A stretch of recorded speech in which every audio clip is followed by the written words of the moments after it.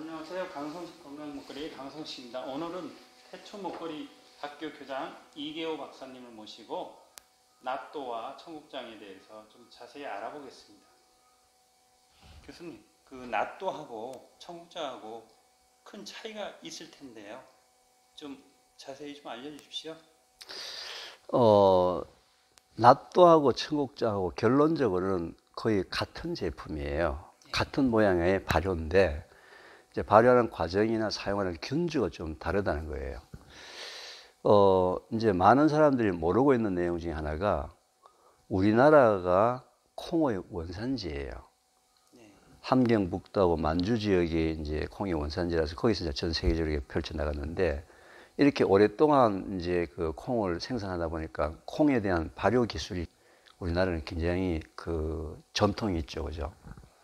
이제 콩을 발효해야 하는 제품 중에 이제 그 모양이 청국장, 그 다음에 된장, 메주, 된장 이런 쪽으로 가는 거죠.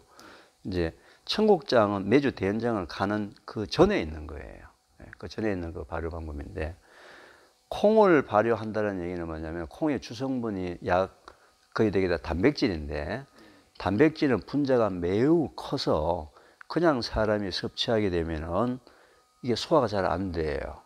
그래서 이걸 이제 조각 내어서 단백질을 조각 이렇게 내는 방법을 발효라고 얘기하고 그 발효를 우리나라 이제 선조들이 미생물들을 이용해서 이제 발효하는 기술을 습득하기 시작했어요. 그래서 이제 단백질이 분해되게 되면 이제 아미노산이라는 물질들이 만들어지거든요. 아미노산이라는 물질들이 만들어지는데 이 아미노산은 우리 인체의 구성의 가장 기본적인 작은 단어이기 때문에 우리는 아미노산이 있어야지만 사람의 이 뼈대나 살이 존재를 한다요.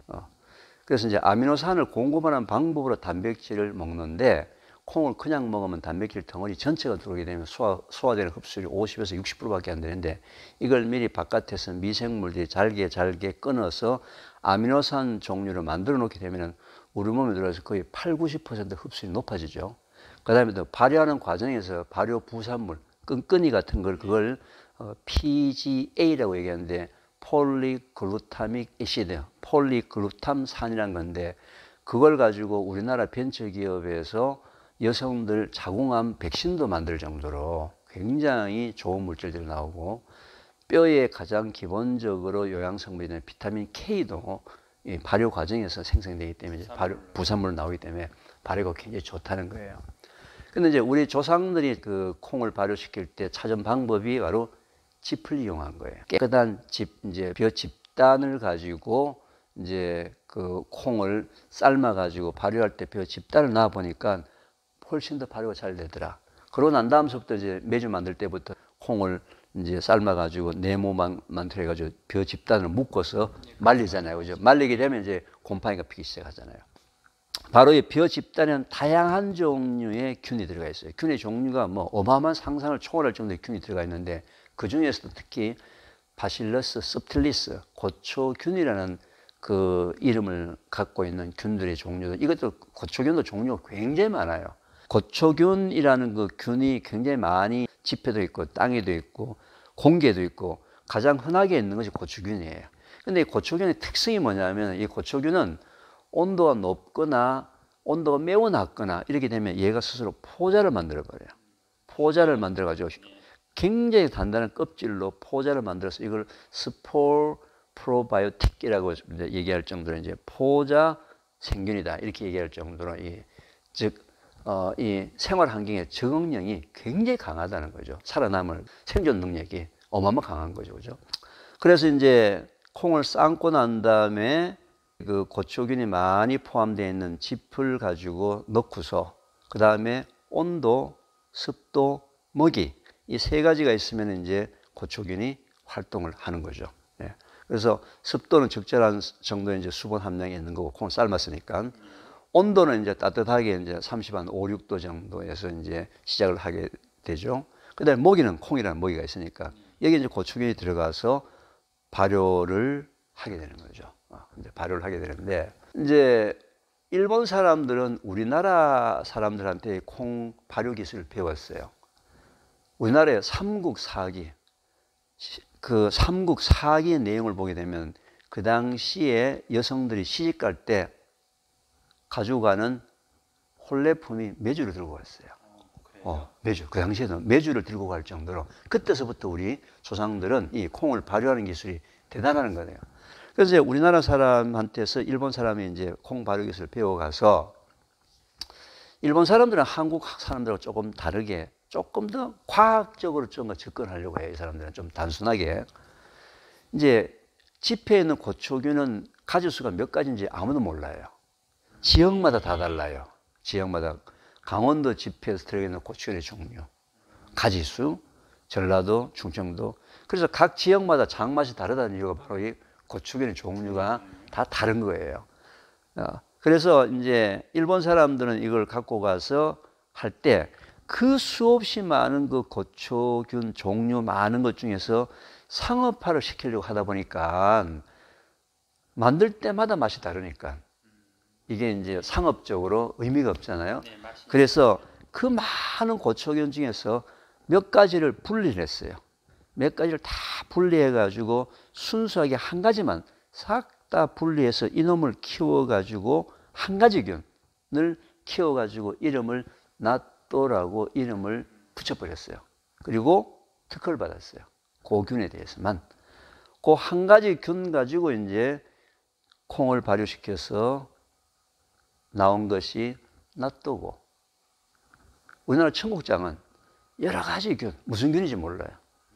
수없이 많은 뭐 몇 가지가 내가 100가지 균이 들어갔는지 1000가지가 들어갔는지 2가지가 들어갔는지 모르는 소위 종합 선물 세트와 같은 다양한 종류의 균이 들어가서 고추균이 들어가서 발효된 것은 청국장. 나또는 그 청국장 균 중에 한 가지 균을 가지고 발효한 것은 나또. 차이가 바로 이 청국장과 나또의 차이는 바로 그 차이예요.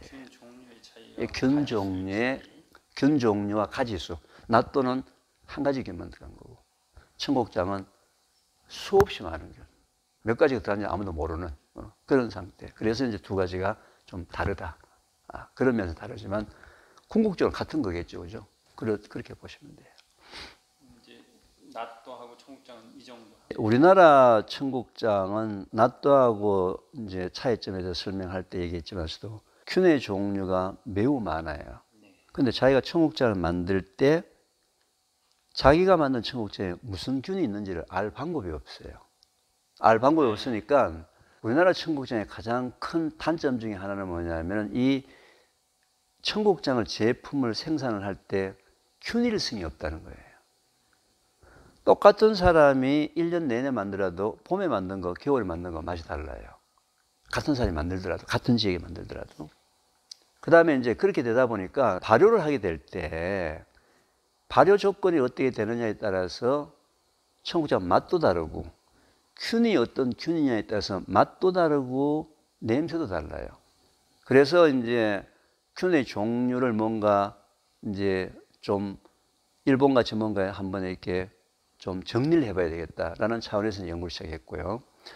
지금 이제 그렇게 하다 보니까 저희 연구실에서 실제로 연구팀하고 같이 해서 국내에 생산되고 있는 모든 종류의 청국장을 다 분석을 많이 했어요. 실제로 분석을 많이 했는데 많이 했는 그 제품 중에서 상당히 많은 제품들 중에서 바이오제닉 아민이라는 물질이 나오기 시작합니다. 이건 이제 발효 과정에서 나오는 부산물인데 그 중에서 이제 히스타민 같은 여러 가지 몇 가지가 있는데 특히 히스타민 같은 이 바이오제닉 아민은 굉장히 인체에 안 좋은 거예요. 네, 굉장히 많이 나와요. 굉장히 이제 많이 나오는데 지금도 이제 우리나라에서는 청국장을 발효할 때 보게 되면 사람마다 다 다르거든요. 네, 맛이 다 달라요. 맛도 다르고 만드는 방법도 다 다르다 이 말이죠. 그릇도 모양도 틀리고 양도 틀리고 환경도 틀리고 온도도 다르고 다 다르니까 이게 바이오제닉 아민의 농도가 굉장히 많이 나온 것부터 시작해서 굉장히 작게 나오는 거. 어차피 청국장을 먹으면 몸에 좋다고 얘기하는데 그 속에 발효 과정에서 나오는 나쁜 물질들이 너무 많이 나오니까 이제 이 제조 공정에 대한 표준화가 꼭 필요하다. 그 다음에 이제 우리나라 사람들이 가장 잘못 알고 있는 것 중에 하나가 청국장은 냄새가 나야 된다. 꼬리꼬리한 냄새가 나야 된다. 이제 그렇게 이제 많이 알고 있는데 그건 굉장히 잘못된 내용이에요. 청국장이 이제 냄새가 난다라는 부분은 크게 이제 두 가지 이유 때문에 냄새가 납니다. 첫 번째는 고초균의 종류에 따라서 냄새가 많이 나는 균이 있고 냄새가 적게 나는 균이 있어요. 균 자체가. 예, 균의 특성에 따라서 냄새가 나는 균이 있고 냄새가 안 나는 균이 있어요. 그다음에 두 번째는 발효 과정에서 다 과발효를 시켰을 때 무조건 냄새가 나거든요. 근데 과발효라는 얘기는 뭐냐면은 단백질이 발효가 되면 아미노산이 되는데 아미노산까지 와야지만 맛이 있는 거란 말이에요. 아미노산이 이제 우리가 얘기하는 조미료예요, 조미료. 그래서 우리가 된장 만들어서 간장을 만든다는 얘기는 뭐냐면은 된장 중에 형성된 아미노산 수용성 성분을 물로 뽑아낸 것이 바로 간장인 거예요. 그러니까 그 간장이 맛있을 수밖에 없죠. 그 조미료의 덩어리인 건 거죠. 천연 조미료의 덩어리인 거죠. 그런데 단백질에서 아미노산까지 왔을 때 발효가 중단이 돼야 되는데 더 간 거예요. 그러면 아미노산이 분해가 되기 시작하면 암모니아가 나오기 시작하고 아민 종류가 나오기 시작해요. 그럼 암모니아하고 아민의 냄새가 고린내예요.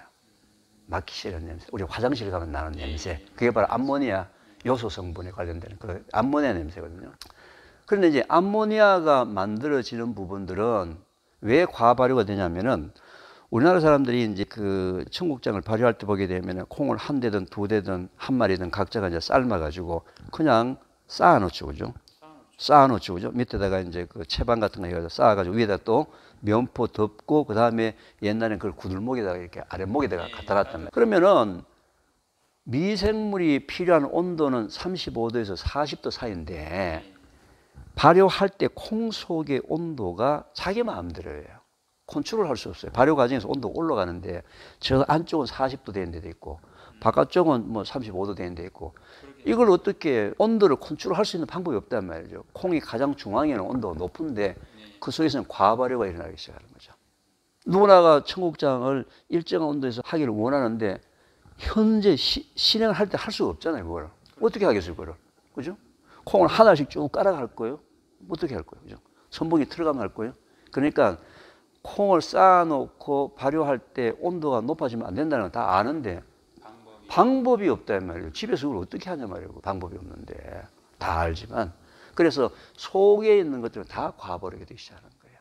과발효 또는 발효 시간을 좀 길게 했을 때 전체적으로 길게 했을 때 온도하고 시간 두 개 때문에 다 과발효가 되게 되면 암모니아가 나는 거예요. 근데 이게 참 아이러니컬한 것이 옛날에는 우리 가정에 냉장고가 없었잖아요. 없었죠. 그죠?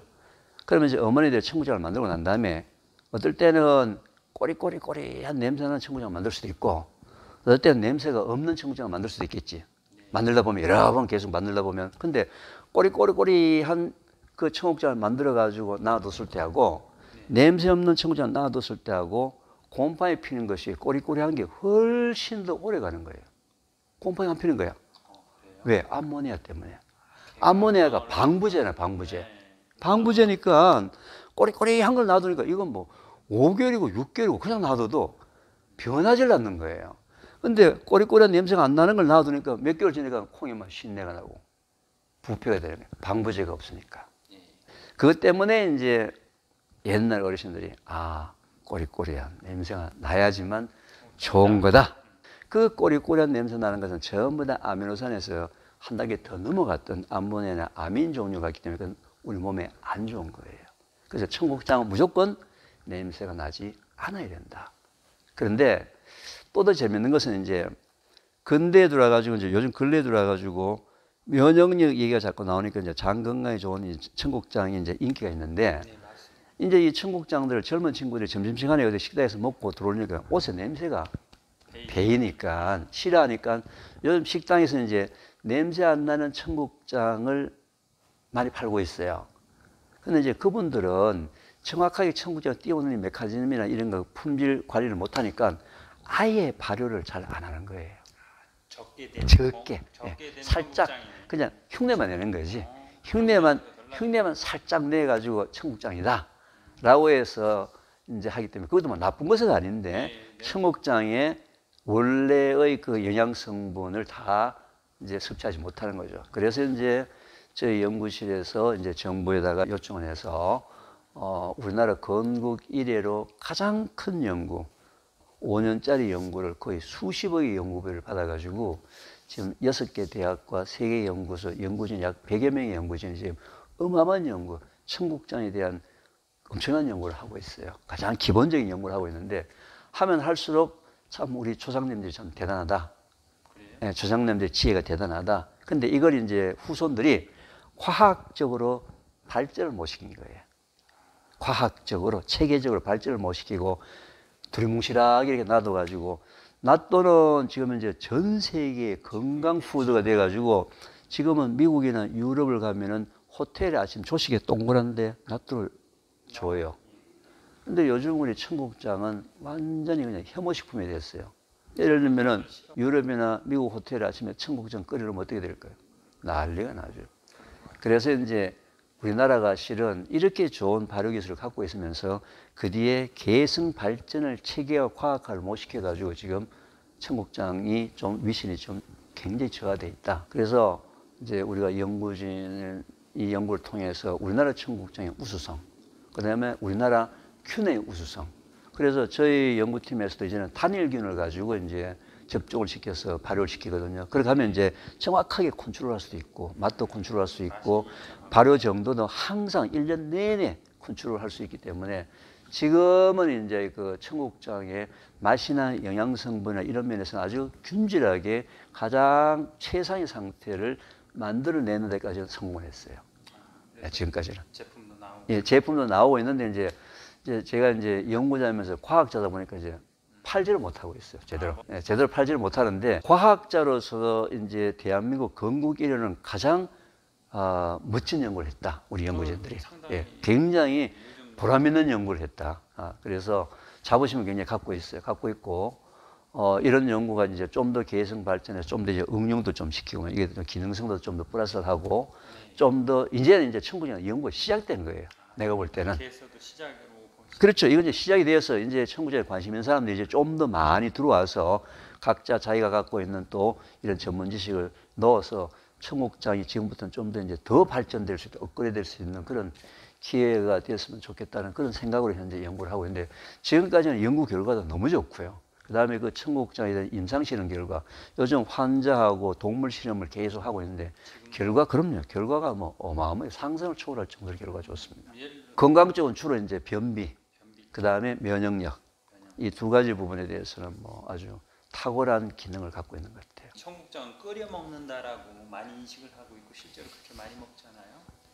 근데 생으로 먹거나 아니면 조금 더 영양 성분을 덜 파괴하고 먹을 수 있는 방법이 있다면 좀 말씀해 주세요. 네, 청국장은 지금까지 다들 이제 찌개로만 먹는 것이 청국장이다라고 알고 있는데, 그건 이제 한계가 있잖아요. 그죠? 항상 끓여서 뭔가 이렇게 재료를 해야 되는데, 뭐 그것도 좋은데 그건 이제 음식을 할 때고, 그렇지 않는 경우에는 이제 우리 저희 연구진에서 지금 개발하고 있는 이제 부분들이 뭐냐면, 들고 다니면서 먹을 수 있도록 파우치에 넣는다든지, 분말이라든지 과립이라든지 또는 환이라든지, 또는 이제 아이들이 빵을 먹을 때 빨라 먹는 잼 같은 형태로, 사과잼이나 뭐 복숭아잼이나 포도잼 같은 데 넣어서도 먹을 수 있는 방법.